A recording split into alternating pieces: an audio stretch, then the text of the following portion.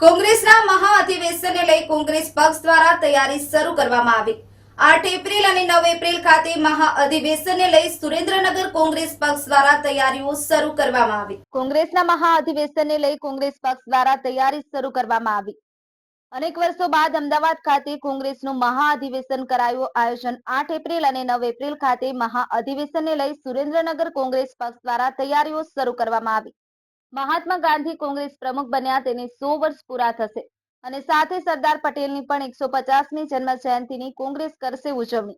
64 વર્ષ બાદ કોંગ્રેસના અધિવેશનનું કરાયું છે આયોજન। 3000થી વધુ ડેલિગેટ આપશે હાજરી। સુરેન્દ્રનગર કોંગ્રેસના નેતાઓ પણ અધિવેશનમાં આપશે હાજરી। ન્યૂઝ 9 ગુજરાતી બોટાદ। આપ સૌને નમસ્કાર। આગામી સમયની અંદર તારીખ 8 અને 9 અમદાવાદમાં સાબરમતીના તટ ઉપર કોંગ્રેસનું રાષ્ટ્રીય મહાઅધિવેશન મળવા જઈ રહ્યું છે।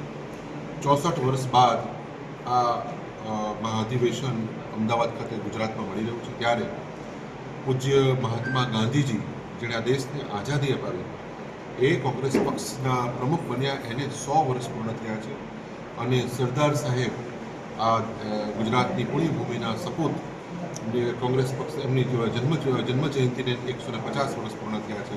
આ નિમિત્તે આ રાષ્ટ્રીય મહાઅધિવેશન મળી રહ્યું છે। ત્યારે આ અધિવેશનમાં અનેક મહત્વપૂર્ણ નિર્ણયો થવાના, આ ઐતિહાસિક ઘડીના સાક્ષી આપણે બધા બનવાના છીએ અને સમગ્ર દેશની નજર આજે કોંગ્રેસ ઉપર છે કે કોંગ્રેસ આ અધિવેશનમાં કયા કયા નિર્ણયો કરવાની છે, કઈ રણનીતિ અપનાવવાની છે।